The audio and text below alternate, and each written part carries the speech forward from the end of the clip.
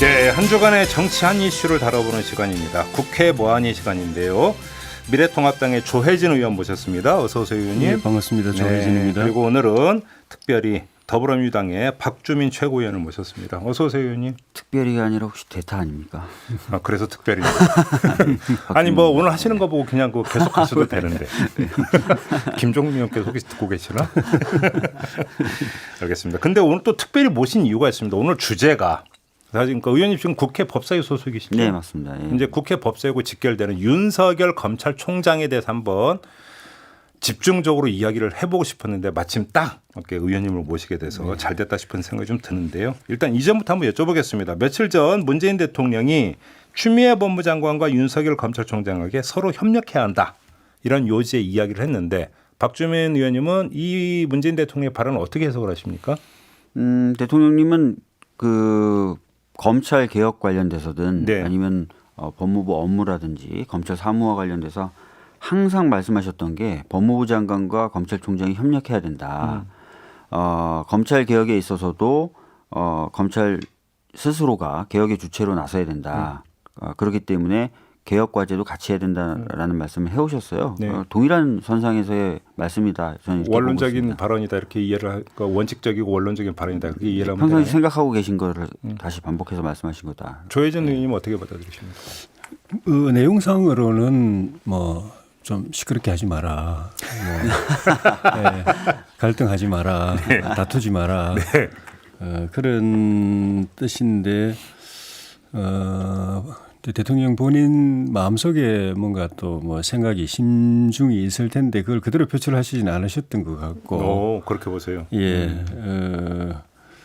그럼 대통령의 마음속에 뭐가 있을까요? 어떻게 추정을 하십니까? 이 상황에 대해서 불만이 있으시겠죠. 불만. 예, 불만이 있으실 거고 윤석열 총장에 대해서도 불만이 있으실 거로 저는 봅니다. 그렇게 보세요. 그런데 지금 이게 대통령뿐만 아니라 그 여당도 이 사태에 대해서 적극적으로 발언하다가 지금 함구령을 내렸지 않습니까? 네. 별로 바람직하지 않다. 특히 윤석열 총장 물러나라고 하는 이야기들을 여당에서 막 하는 게 네. 그렇게 해서 물러나지지도 않고 오히려 그 윤석열 총장을 어쨌든 간에 다수의 대중들의 시각은 비교적 긍정적으로 바라보고 있는 건데 총장으로서 비교적 잘하고 있다. 물론 정파적으로 평가가 엇갈리는 사람들도 있지만은 예. 그 총장을 자꾸 밀어내려고 하고 쫓아내려고 했을 때 그게 대중의 반감을 가져올 수 있고 거꾸로 윤 총장을 키워줄 수도 있다. 그런 판단 때문에 함구령에 들어간 것 아닌가. 네. 대통령도 그 점까지 고려해서 그런 논란이 말리는 것이 최고 책임자로서 바람직하지 않다고 생각하셨던 거 제가 아닌가 보충 싶고요. 질문을 드릴게요. 예. 지금부터는 그러니까 문재인 대통령의 발언에 대한 해석이 아니라 예. 의원님 개인의 견해를 한번 여쭤보고 싶은데요. 예. 윤석열 총장에 대해서 집중적으로 문제 제기를 하고 있는 것이 부당하다고 평가하십니까? 예. 어떤 점에서요? 검찰의 정치적 중립, 독립을 해치는 것이기도 하고 네. 다른 그 공세의 배경이 하나는 한명숙 전 총리 사건을 뒤집어야 되겠다는 그런 이제 목표. 사건 이제 대법원 판결 난 사건을 다시 뒤집어야 되겠다는 그 목표하고 그 다음에 정권 말기에 터져 나올 수 있는 지금도 이미 터져 나오고 있는 권력형 비리가 제대로 수사됐을 때 정권이 심각한 타격을 입게 되고 대선에 또 큰 악재가 될 것이기 때문에 어떻게든 그걸 순치시켜야 된다는 생각을 여권에서 하는 것 아닌가. 윤 총장은 그런데 순치될 사람이 아니거든요. 사건이 있으면 바로 덤벼들고 눈치 안 보고 파헤치고 오히려 그런 데서 검사로서의 어떤 그 존재감을 느끼는 전형적인 검사이기 때문에 알겠습니다. 그대로 뒀다가는 곤란하다는 그런 목표 때문에 하는 것이어서 그건 사실 정파적인 거거든요. 알겠습니다. 박주민 의원께서 말씀해 주셔야 될 것 같은데요. 우선은 말씀해 주신 내용 중에 물러나라고 막 한다라는 말씀하셨는데 실제로 뭐 윤석열 총장의 거취에 대해서 얘기한 경우가 없죠. 서른 의원님 정도만 말씀하셨는데 서른 의원님 사견이신 거고요. 그 이외에는 윤석열 총장의 거취와는 별개로 지금 검찰 내부에서 발생하고 있는 여러 가지 논란들, 문제점이라고 보이는 점들 이런 점에 대해서 지적하고 고쳐야 된다라고 말을 했던 거고요. 그다음에 검찰총장에 대한 문제 제기 자체가 마치 문제인 것처럼 또 말씀하셨는데 검찰의 정치적 중립성을 언급하시면서요. 네. 그렇지 않습니다. 검찰 역시도 행정부의 한 부서고요. 뭔가 잘못을 한다면은 국회 입장에서는 행정부를 감시한다는 상권분립의 원칙상 문제 제기를 해야 됩니다. 네. 과거 뭐 미래통합당이 검찰에 대해서 비판 안 했느냐, 검찰에 대해서 문제 제기를 안 했느냐, 전혀 아닙니다. 법사위 2지망으로 하셨다고 제가 들었는데요. 3지망으로 하셨다고 들었는데요. 왜? 예, 요번에? 예. 와 보시면요, 늘상 하는 게 검찰, 법원, 뭐 감사원에 대한 문제 제기입니다. 예. 왜냐하면 그게 원래 기능이기 때문이죠. 그래서 그 부분에 대해서 좀 다시 한번 짚고 싶고요. 네. 한명숙 총리 사건 뒤집기 하려고 하는 거다라고 또 말씀하셨는데, 저희들이 지금 문제 제기하는 것은 한명숙 총리 사건에 대한 수사가 진행되는 과정에서의 문제점을 지적하는 것이지 한명숙 총리 사건에 내린 판결에 대해서 지금 틀렸다 맞았다 이렇게 얘기하는 게 아니거든요. 알겠습니다. 그럼 의원님께도 보충 질문을 드리겠는데요. 조금 전에 이제 지적한 것이고 고쳐야 된다고 이야기한 것일 뿐이다라고 말씀하셨습니다. 그러면 저 얘기 갈래를 너무 여러 가지로 하면 시간도 제한됐고 하니까 윤석열 총장으로 한정을 해서 지적하고 고쳐야 되는 사항 가장 핵심적인 게 뭐라고 보시는 거예요? 최근에 이제 불거지고 있는 건 크게 두 가지죠. 네. 하나는 채널 A와 현직 검사장 간의 유착 의혹 관련된 네. 관련돼서 지금 그 여러 가지 이제 논란이 되고 있는데, 뭐 윤석열 총장의 어떤 그 지휘 내용에 문제가 있다고 보시는 거고요. 그래서 그 부분에 대해서 이제 감찰이 진행되는 과정에서 논란이 있었죠. 네. 두 번째는 이제 한명숙 전 총리 사건 수사 과정에서 조사를 받았던 고 한만호 씨의 동료 수감자들의 진정이 있었는데 이 진정 역시 처리되는 과정이 명확하지 않았다. 네. 네. 특히 그 진정서의 사본을 이용해서 전례 없이 재배당을 한 것, 네. 네. 감찰부의 독립성이나 네. 중립성을 훼손시킨 것이 아닌가. 이런 부분이 지금 논란이 되고 있지 않습니까? 그래서 이런 부분에 대해서는 저는 당연히 문제 제기를 해야 된다고 생각합니다. 그럼 간단히 정리하면 의원님께서 이제 갖고 있는 문제 의식은 윤석열 총장이 그 두 건에 대한 그러니까 지휘에 있어서의 공정성이 상실되어 버렸다. 이렇게 정리를 하면 되겠습니까? 네, 실제로 봤을 때 절차적인 문제도 있고요. 그 절차적인 그 문제를 야기한 배경에는 네. 저희들이 봤을 때는 이것은 제 식구 감싸기를 위한 것이 아닌가 하는 의구심이 든다는 것이죠. 예, 파리 법칙이 작동을 하고 있다는 건데 어떻게 말씀 주시겠습니까? 그 채널의 이동재 기자 관련된 부분은 윤 총장이 잘했다고 봅니다. 아 그렇게 보세요? 예, 그 어떤 사건이 점에서요? 이제 본인에 이렇게 가까운 이제 본인과 가까운 것으로 알려져 있는 한동훈 검사장이 이 관계가 돼 있다는 것을 알고서는 사건 지휘에서 빠졌거든요. 네. 대검 차장 시켜가지고 대검의 5명의 그 부장들. 부장들하고 협의해서 사건 지휘하라. 그래서 본인이 빠졌습니다. 네. 그래서 담당인 그 서울중앙지검 수사팀에서 이동재 기자에 대해서 구속영장 청구가 올라왔을 때도 그 회의에서 결정해가지고 이는 구속영장 청구감이 아니다. 네. 심지어 이 사건 자체도 기소 가능성이 떨어지는 사건이다. 라고 해서 결론을 내렸습니다.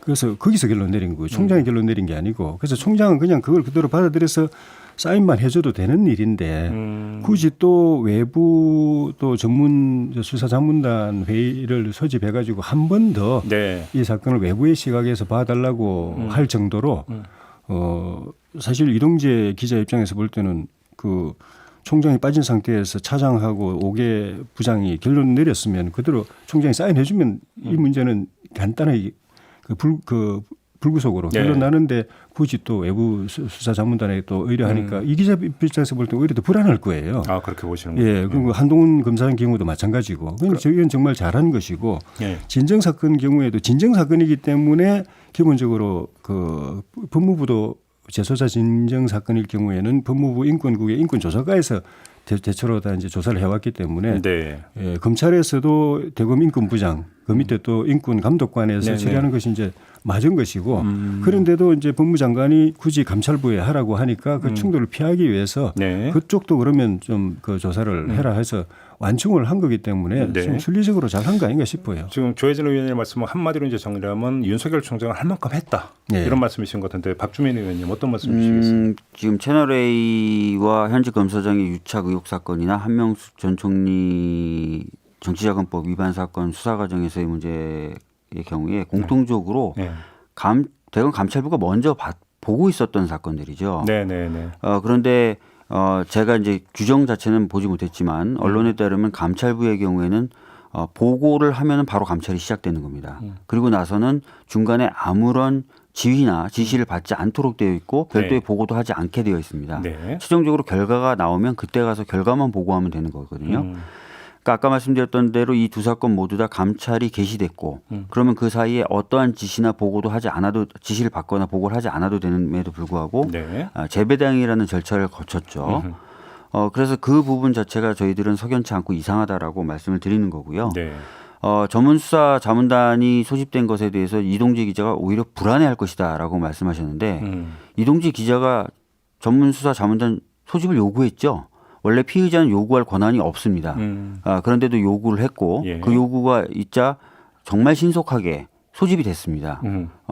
비슷한 시기에 뭐 유준원 상상인 그룹 회장 같은 경우 수사자문단 소집을 요구했지만 거절당했죠. 아 그런 일이 있었나요? 예. 그렇기 때문에 누가 봐도 이건 조금 이상하다라는 느낌을 받을 수 있겠죠. 특히 수사자문단의 경우에는 수사심의위원회 이재용 부회장이 신청했던 그것과 달리 그 구성에 있어서 검찰총장의 입김이 강하게 작용할 수 있습니다.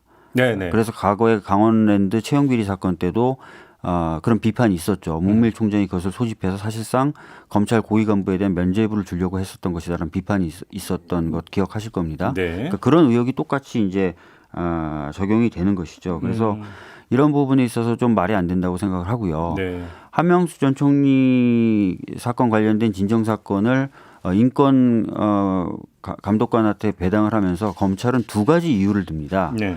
하나는 진정인 자신이 서울중앙지검에서 조사받기를 원했다.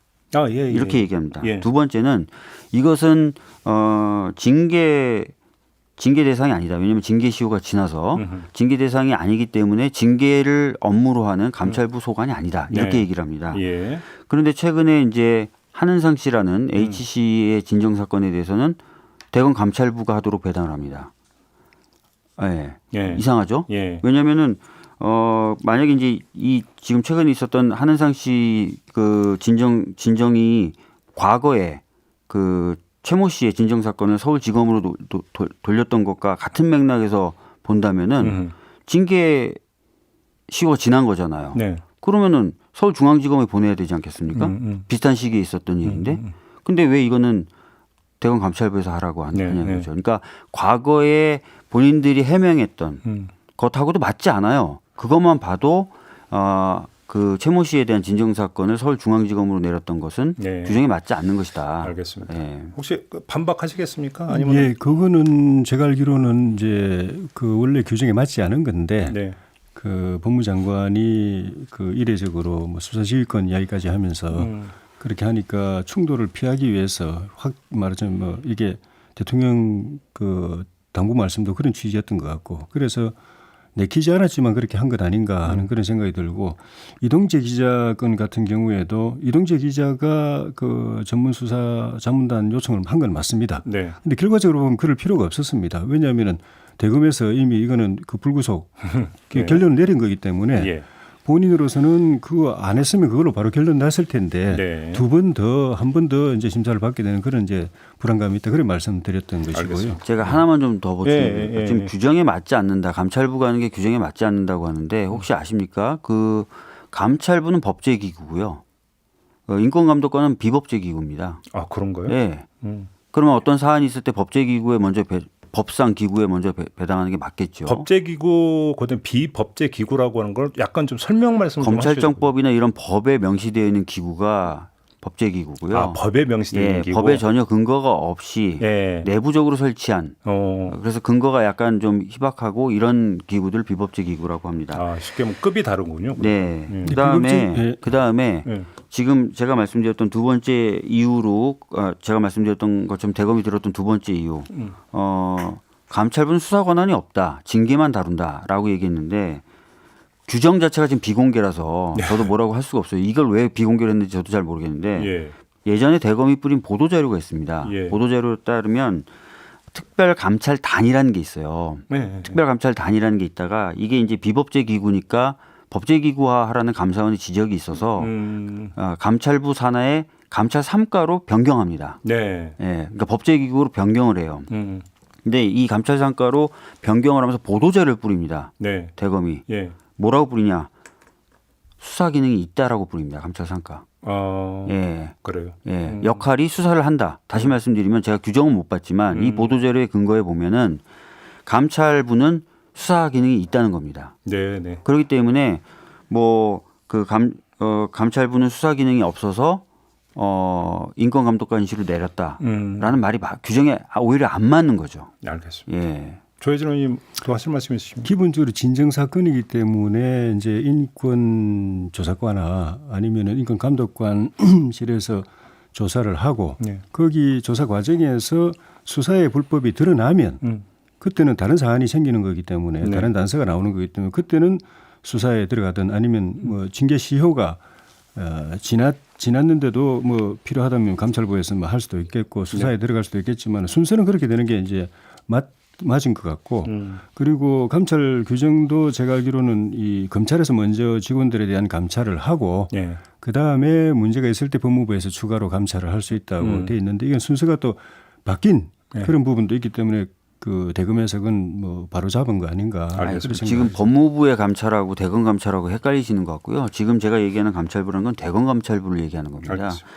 자 여기서 그러니까 그리고 이제 그리고 배당 자체에서 사본으로 배당하는 게 어디 있습니까? 이미 감찰부가 시작해서 사건 번호가 부여된 상태인데 원본도 아니고 사본을 가지고 재배당해서 사건 번호가 2개 만들어지는 게 정상적이라고 생각하십니까? 자 이제 그 건에 대한 어떤 CCBB는 네. 이 정도로 일단 그 대별된다는 것만 좀 그 가름을 하고요. 전례 없는 일이 일어난 겁니다. 알겠습니다. 지금. 다른 질문 좀 하나는 그러니까 거의 마무리성 질문일 것 같아서 좀 드리고 싶은 게 윤석열 검찰총장은 역대 검찰총장을 통틀어도 아주 독특한 어떤 지금 위치에 있는 검찰총장인 것 같습니다. 사실 검찰총장이라는 자리에 있는 사람들은 항상 풍파의 균과 휘둘리는 걸 잘 알고 있는데 아주 그 이전 총장과는 다르게 너무 그러니까 그 상징화되어 있는 인물이다.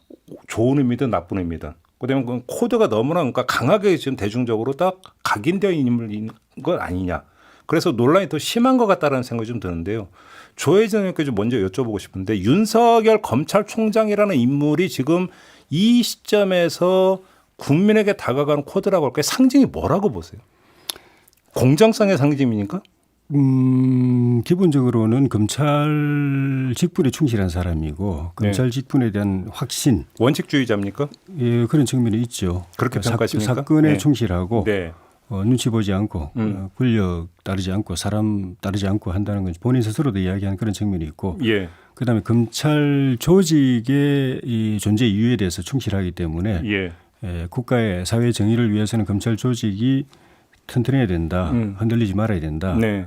잘 보호돼야 된다는 예. 이 가치관이 투철한 사람 같아요. 그 이상으로 뭐 다른 정치적 고려를 하거나 그런 분은 아닌 것 같고 네. 검사로서는 그 정도면 뭐 역대 여러 검사나 검찰총장들 중에서는 괜찮은 총장이라고 생각이 그렇게 들죠. 평가하시는군요. 저희 뭐 진영을 굳이 따지자면 보수 진영, 그전에 자유한국당, 또 새누리당 이쪽에서는 이분의 이런 독특한 점 때문에 큰 피해를 봤죠. 결과적으로 보면은 큰 피해를 전직 대통령 2분이 감옥에 갔으니까. 이른바 적폐청산 수사 말씀하시는 예, 겁니까? 그 과정에서 뭐 저도 방송에서 나와서 몇 번 이야기했지만은 검찰의 오래된 그 폐단, 네. 그러니까 뭐 구속영장이나 뭐 압수수색을 남발한다든가 또 별건 조사를 한다든가 또 사건 거래를 한다든가 그리고 피의 사실 공표를 그냥 아주 밥 먹듯이 한다든가 그런 부분은 그 당시에도 지적을 했고 그건 검찰 개혁해야 될 부분이라고 이야기를 했고 지금도 마찬가지라고 생각이 됩니다. 알겠습니다. 그런 부분에 대한 이 개혁 그건 당연히 그 윤석열 총장 체제든 어느 체제든 해야 되는 일이고. 의원님께서 그렇게 평가하신다면 추가 질문 하나만 짧게 드리겠는데요. 김종인 비대위원장도 엊그제 언급을 했고 보수 진영에서 얘기하는 게 뭔가 차기 대선 후보감 뭐 이런 식으로 이야기하는 게 오히려 윤석열 총장을 오히려 도와주는 게 아니라 방해하는 행위 아닙니까? 바람직하지 않죠. 그렇게 보십니까? 예, 여든 야든 정치적으로 흔들어대는 거는 저는 옳지 않다고 생각합니다. 알겠습니다. 박주민 의원님은 윤석열 검찰총장을 어떻게 평가를 하세요? 뭐 거취 이런 게 아니라. 네, 말씀하신 대로 조혜진 의원께서 말씀하신 대로 이제 수사에 있어서 굉장한 뚝심을 발휘했고 네. 여러 가지 이제 어려움이 있어도 수사를 하는 네. 그런 모습이 있죠. 반면에 이제 검찰총장이 된 이후에 계속 같이 나왔던 평가가 뭐냐면 네. 많이 들어보셨을 겁니다. 윤석열 사단, 윤석열 라인 예. 이런 얘기가 굉장히 많이 나옵니다. 예. 심지어는 윤석열 총장에 대해서 굉장히 우호적으로 평가하는 언론에서조차도 이 이야기를 너무 많이 쓰니까 네. 이제는 막 거의 당연한 이야기처럼 들리기도 하고 하는 이야기인데 네. 이 이야기가 저는 사실 굉장히 부정적인 이야기라고 생각해요. 총장이 어떤 사단을 거느리고 있다. 예. 총장의 라인이 두드러지고 총장의 라인이 모든 걸 결정한다.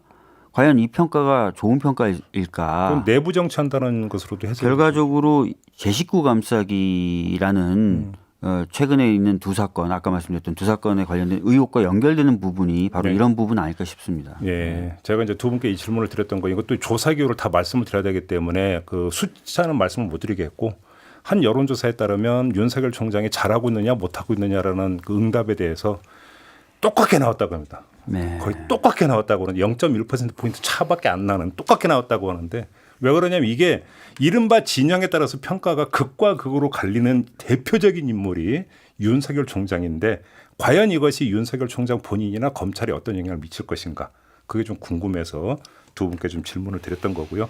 평가는 이 방송을 듣고 계신 애청자 여러분께 맡기고 오늘 국회 보안위는 이렇게 마무리하도록 하겠습니다. 특별히 모셨던 박주민 의원님 어떻게 다음 주도 예약을 할까요? 시간이 되면 나오도록 네, 하겠습니다. 수고하셨고요. 조희진 의원도 수고하셨습니다. 고맙습니다. 고맙습니다. 예, 감사합니다.